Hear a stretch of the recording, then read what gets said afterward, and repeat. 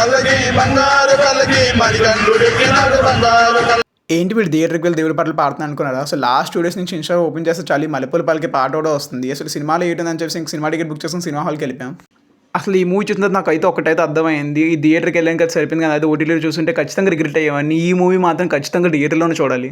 ఎందుకు ఈ మాట అంటున్నానంటే ఈ movie completely emotional devotional movie. ఫాదర్కి డాటర్ మీద ఉండే ఎమోషన్, డాటర్కి ఫాదర్ మీద ఉండే ఎమోషన్ ఈ మూవీలో కంప్లీట్గా క్లియర్గా చూపించారు మనకి Shiva Nirvana, the director of the film of Irumudi. Coming to direction department and cinematography, ఈ మూవీ శివ నిర్వాణ గారు ఖచ్చితంగా రవితేజ గారి కోసం రాసినట్టు ఉన్నారు. సినిమాలో రవితేజ గారి క్లియర్ ఎమోషన్స్ కానీ అతను ముందే గమనించి మరి అతని కోసం రాసినటువంటి కథ చాలా అంటే చాలా చాలా బాగుంది. ఇంకా ఈ మూవీలో యాక్ట్ చేసిన చైల్డ్ ఆర్టిస్ట్ బేబీ నక్షత్ర కూడా చాలా అంటే చాలా బాగా యాక్ట్ చేశారు. చాలా 100% యాక్టింగ్ చూపించారు ఈ మూవీలో. ఫైనల్లీ ఈ మూవీకి మెయిన్ అట్రాక్షన్ మాత్రం మల్లెపూల పల్లికి బంగారు పల్లికి సాంగ్ మాత్రమే. ఎందుకంటే సాంగ్ చాలా అంటే చాలా బాగుంది. సినిమాలోనే యాక్టింగ్ కానీ రవితేజ గారు ఆ సాంగ్లో జీవించిపోయారు. ఎందుకంటే యాక్టింగ్ చేశారు ఆ సాంగ్లో చాలా అంటే చాలా చాలా బాగుంది. క్లైమాక్స్ విషయానికి వచ్చేస్తే శివ నిర్వాణ గారు మరి లాస్ట్లో ఆడియన్స్ అందరినీ ఏడిపించాలనుకున్నట్టు ఉన్నారు. పీక్ డైరెక్షన్ లెవెల్ చాలా అంటే చాలా బాగుంది క్లైమాక్స్ కూడా. ఇప్పుడు రివీల్ చేశారనుకో మీరు సినిమాకి వెళ్ళి మానేస్తారు. కాబట్టి మీరు సినిమాకి వెళ్ళి మీరు దగ్గర ఉండి ఎంజాయ్ చేయండి సినిమాని. ఈ మూవీకి నేను ఇచ్చే రేటింగ్ 3.5/5. అలాంటి మరెన్నో జెన్యున్ మూవీ రివ్యూస్ కోసం ఇప్పుడే నా ఛానల్ ఫాలో చేసుకొని పెట్టుకోండి. ఇట్లా మీ అజయ్.